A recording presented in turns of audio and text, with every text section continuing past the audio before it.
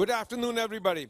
I hope everybody enjoyed lunch and now refreshed and re-energized for our next session. The next session is entrepreneurship and innovation and entrepreneurship. But before I invite our honored guest, I would like to take a few minutes to say something about one of the great innovators that we have here in our with us, besides many more, Dr. Narendra Kapani. I'd like to take the liberty to say a few words for him.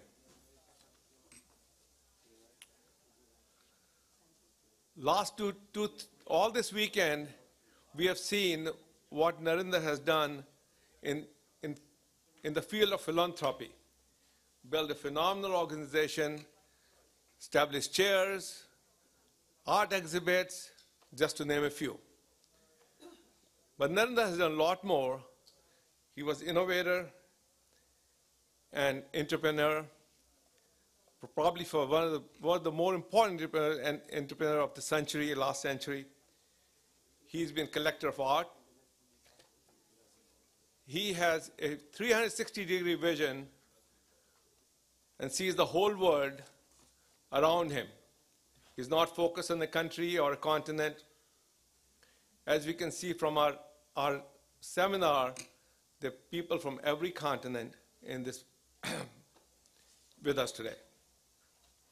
In addition to being everything that he is, he's a great human being. He's a great friend who you can always count on him. So I'd like everybody to join me in giving big hand applause to Dr. Kapani.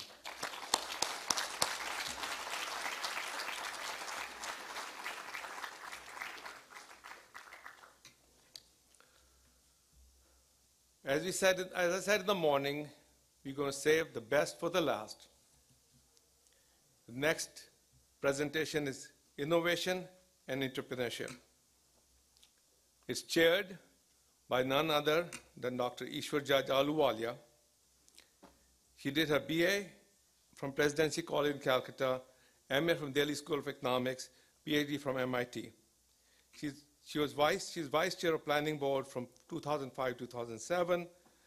Her research focused on urban industrial development, macroeconomic reforms, and social sector development issues in India.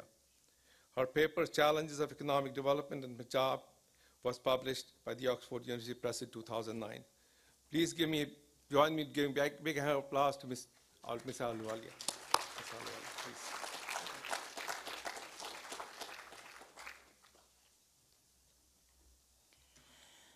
Thank you very much. First of all, Narendra ji and the Sikh Foundation, Sonia, and everybody else, let me thank on behalf of Montek and myself the opportunity that you have given us to sit through these 2 days of fascinating presentations. Fascinating, absolutely. And you can be sure at the next conference that you have of the Sikh Foundation, we'd be flying right across to be here amongst all of you. Thank you. The subject for today, for this session, is innovation and entrepreneurship as drivers of change.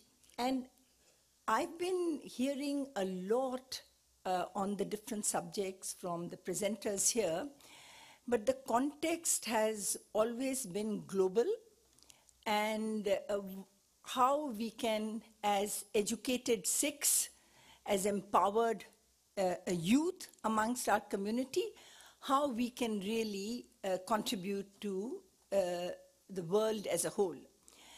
But in this particular area of innovation and entrepreneurship, I would just like to contextualize a little bit on the importance of innovation and entrepreneurship in the homeland of Sikhs. You know, Sikhs were always known to be innovators and entrepreneurs.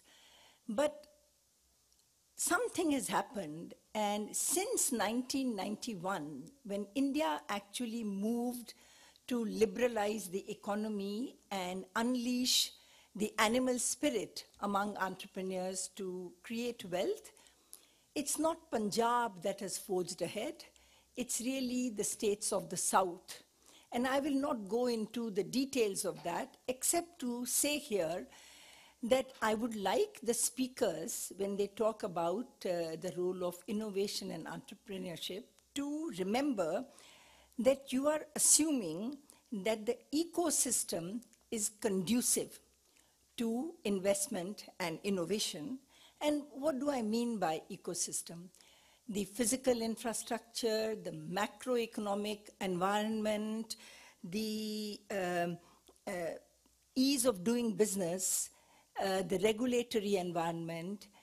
You take it for granted when you talk about the role of entrepreneurship and innovation in this country.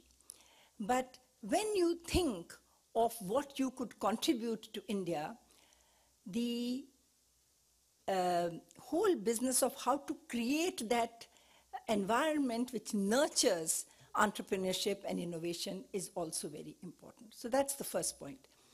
The second point I'd like to make is that all this entrepreneurship which creates wealth does need a spatial context. So it's really our cities which have to act as engines of growth.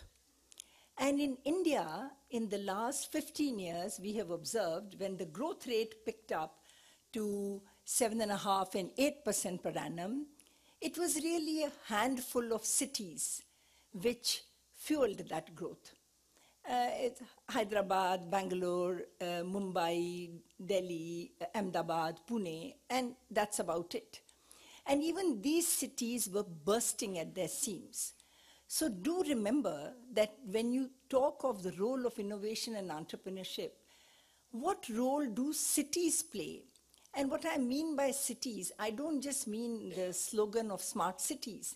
I mean water, sanitation, air quality, an environment which can attract and keep skilled people, people like us, to be there to generate wealth.